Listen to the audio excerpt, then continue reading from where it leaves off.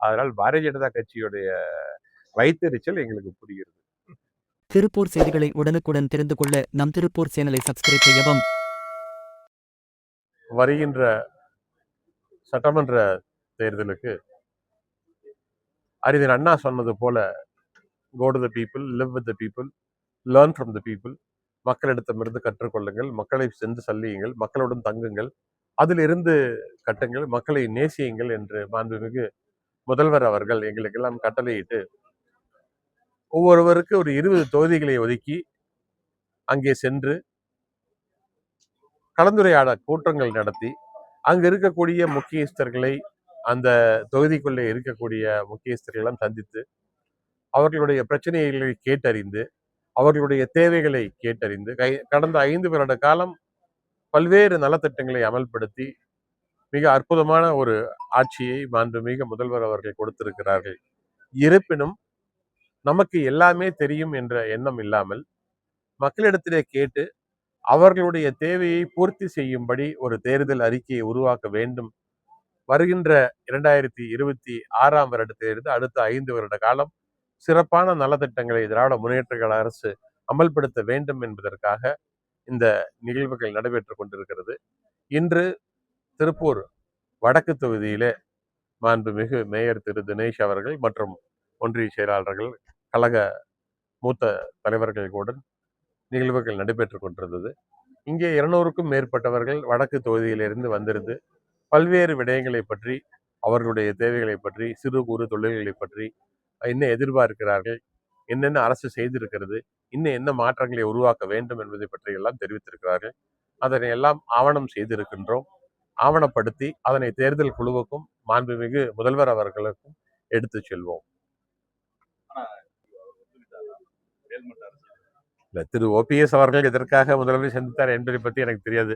கடந்த சில மாதங்களுக்கு முன்பு கூட ஒரு வாக்கிங் போகும்போது கூட முதல்வரை சந்தித்தார்கள். அடுத்த நாள் வீட்டில் வந்து சந்திச்சாங்க. அதை பற்றி பேசுவதற்கு எங்களுக்கு தெரியாது. எங்களுக்கு அந்த பொறுப்பும் கிடையாது. தேசிய முற்போக்கு திராவிட கழகம் திராவிட முன்னேற்ற கழகத்துடன் கூட்டணி அமைந்திருப்பது மற்றற்ற மகிழ்ச்சி. திரு கேப்டன் விஜயகாந்த் அவர்களும் அன்னியார் பிரேமலதா அவர்களும் கலைஞர் மீது மிகப்பெரிய அன்பும், இன்னைக்கு அவங்களோட இன்டர்வியூல சொல்லியிருக்காங்க, கலைஞர் அவர்கள் தான் எங்களுக்கு திருமணம் செய்து வைத்தார்கள், இதே அண்ணா அறிவாலயத்தில் இருக்கக்கூடிய கலைஞர் மண்டபத்தில் தான் திருமணம் நடந்தது என்று சொல்லியிருக்கார்கள். அதனால எங்களுக்கு அது பெரிய மகிழ்ச்சியே. இல்ல, அதை திராவிட முன்னேற்ற கழக தொண்டர்களோ தேமுதிக தொண்டர்களுக்கும் எந்த பிரச்சனையும் கிடையாது. இதையெல்லாம் சிலது பொறாமை, இப்படி ஒரு கூட்டணியை உருவாக்கி விட்டார்களே, இந்த கூட்டணி இன்னும் பலமாகி கொண்டே போகிறது, 200க்கும் மேல் இருக்கக்கூடிய சட்டமன்ற சீட்டுகளை ஜெயித்து விடுவார்களே போல அப்படிங்கிற எண்ணம் இருக்கிறவங்க தான் இப்படி புரளிகளை கிளப்பி கொண்டிருக்கிறார்கள். பாரதிய ஜனதா கட்சி திரு விஜயகாந்த் அவர்கள் கலைஞர் இறந்த பொழுது அமெரிக்காவிலேயே சிங்கப்பூர்லயே இருந்தாங்கன்னு நினைக்கிறேன், எனக்கு அந்த நாடு ஞாபகம் இல்லை. எப்படி நேர விமான நிலையத்திலே இருந்து கலைஞருடைய அந்த நினைவிடத்துக்கு எப்படி கதறி கதறி அழுதார்கள் என்பது நம்ம எல்லாத்துக்கும் தெரியும். அதே போல திரு விஜயகாந்த் அவர்கள் இறந்து போன பொழுது தமிழ்நாடு அரசு அவருக்கு எப்படி அரசு மரியாதை செய்தது, சென்னையில எப்படி முதல்வர், துணை முதல்வர், அதாவது நம்ம குடும்பத்துல ஒருத்தர், எங்க கட்சியில ஒருத்தர் இறந்து போன ஒரு உணர்வோட தான் நாங்க எல்லாரும் இருந்தோமோ தவிர, அதனால திரு விஜயகாந்த் அவர்களுக்கும் கலைஞர் குடும்பத்திற்கும் எங்கள் கட்சிக்கும் இருக்கக்கூடிய உறவு எப்படி என்று எல்லோருக்கும் தெரியும். அதனால் பாரதிய ஜனதா கட்சியுடைய வைத்தறிச்சல் எங்களுக்கு புரிகிறது. மிகப்பெரிய மாற்றம் இருக்கு. இப்போ திருப்பூர் மாவட்டம் எடுத்துட்டீங்கன்னா ஒரு 3-4 சட்டமன்றத்தை நாங்கள் ஜெயிச்சிருந்தோம். ஈரோடுல 3-4 ஜெயிச்சிருந்தோம். ஈரோடு திரு அமைச்சர் முத்துசாமி அவர்கள், காங்கேயம் ஜெயிச்சிருந்தோம், தாராபுரம் ஜெயிச்சிருந்தோம். இப்படி திருப்பூர், அதாவது ஒரே ஏரியா கோவை மாவட்டத்துல மட்டுமே 10க்கு 10 அவர்கள் ஜெயித்திருந்தோம். நாங்கள் வெற்றி வாய்ப்பினை இழந்திருந்தோம். இந்த முறை மிகப்பெரிய மாற்றம் இருக்கும். மாண்புமிகு முதல்வர் அவர்களுடைய ஆட்சியை கடந்த 5 வருட காலம் பார்த்திருக்காங்க. எப்பேற்பட்ட ஒரு நல்ல ஆட்சி கிடைத்திருக்கிறதுன்னு சொல்லி பார்த்துருக்காங்க. அதில் மாணவர்கள், இளைஞர்கள், குறிப்பாக பெண்கள், ஒவ்வொரு சமூகத்தை சேர்ந்தவரும் இன்னைக்கு கூட நீங்க பார்த்திருப்பீங்க, எப்படி எனக்கு இந்த பெனிஃபிட் வந்திருக்கு, எனக்கு இது நல்லது நடந்திருக்குன்னு சொல்லி பேசக்கூடிய ஆட்சி நடந்திருக்கிறது. அவர்கள் அனைவருமே திராவிட முன்னேற்ற கழகத்திற்கு மாண்புமிகு முதல்வர் அவர்களுடைய ஆட்சி, அந்த 2.0 அந்த திராவிடியன் ஆட்சி தொடர வேண்டும் என்று வாக்களிப்பார்கள். மிகப்பெரிய மாற்றம் கொங்கு மண்டலத்திலே உறுதியாக காணப்படும். இருப்பினும் மாண்புமிகு முதல்வர் அவர்கள் தான் முடிவு எடுப்பாங்க நான் எந்த தொகுதியில போட்டியிடணும். எல்லாமே கருத்துக்கோன்னு சொல்லிட்டே இருக்கலாம். பட் திராவிட முன்னேற்ற கழகத்தை திட்டாமல் தமிழ்நாட்டில் அரசியலே பண்ண முடியாதுங்கிறது இன்னைக்கு நம்ம எல்லாத்துக்குமே தெரியும். கட்சி ஆரம்பிச்சவங்க எல்லாருமே ஒன்னா வந்து கலைஞரை பார்ப்பாங்க, இல்ல தலைவரை பார்ப்பாங்க, இல்ல எங்களை திட்டுவாங்க.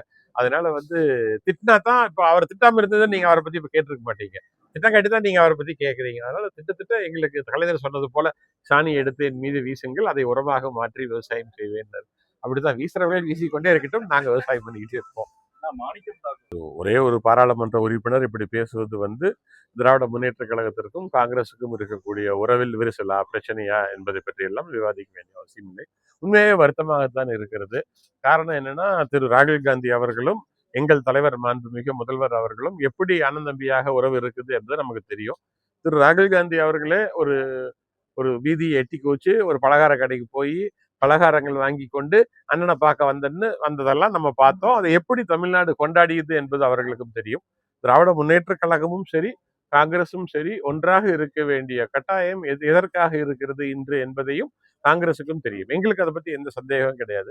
ஆனால் இப்படி திரு மாணிக் தாகூர் அவர்கள் ஏன் இப்படி பேசுறாருன்னு சொல்லி சில காயங்கள் இருக்கலாம். அந்த காயங்களை வந்து வெளியில பேச வேண்டிய அவசியம் இல்லை. அதை வந்து ஒரு 4 கதவுக்குள்ள வீட்டுக்குள்ள உட்காந்து பேசுற மாதிரி பேசியிருக்கலாம். கட்சி தலைமை வந்து பேசியிருக்கலாம். இப்படி பேச வேண்டிய அவசியம் இல்லை என்று தான் நினைக்கிறேன். இருந்தாலும் வருத்தமாகத்தான் இருக்கு. இன்னைக்கு வந்து நம்ம நகரத்துக்குள்ள நடத்தணும். நகரத்துக்குள்ள நடக்காட்டி பாத்தீங்கன்னா வார்டு வாரியா சொல்லிடுறங்காட்டி நிறைய சின்ன சின்ன தொழில் செய்யக்கூடியவர்கள், பள்ளிக்கூடம் வச்சிருக்கிறவங்க, சுற்றுச்சூழல் ஆர்வலர்கள் இப்படி நிறைய பேர் சந்தித்தோம். விவசாயிகள் நகரத்துக்குள்ள கம்மி. ஆனா இதுவே நாங்கள் வந்து தேர்தல் அறிக்கை குழு வந்து திருப்பூர், ஈரோடு மாவட்டத்திற்கு கோவை இங்க நடந்தது. காரணம்பேட்டையில் நடந்தது. காரணம்பேட்டையில் நடக்கும்போது பாத்தீங்கன்னா அங்க நிறைய விவசாய சங்க அமைப்புகள், இப்ப நாய் பிரச்சனை, நாய் வந்து ஆடுகளை கடிப்பது, இது போன்ற பிரச்சனைகள், தேங்காய்க்கு வந்து தேங்காயில வந்து அந்த வெள்ளைப்பூச்சி இருக்கு, இந்த மாதிரி பிரச்சனைகளை சொல்லி இதுக்கு அரசிடமிருந்து சில நிவாரணங்கள் வேணும்னு சொல்லி கொடுத்திருக்காங்க. கோழி கறி பிரச்சனை, இது போல பல்வேறு விஷயங்களை பற்றி பேசியிருக்கார்கள். அதற்கெல்லாம் இந்த எங்கள் தேர்தல் அறிக்கையிலே நிச்சயமாக நல்லதொரு அறிக்கை வரும். இப்போ கதையா கூட இருக்கலாம்னு சொல்லியிருக்காங்க. ஏன்னா அப்பதான் அது ஆண் பால் ரெண்டையும் சரியா சொல்லணும்னு. அதனால எங்கள் தேர்தல் அறிக்கை கதாநாயகியாகவும் இருக்கும், நாயகனாகவும் இருக்கும். நன்றி.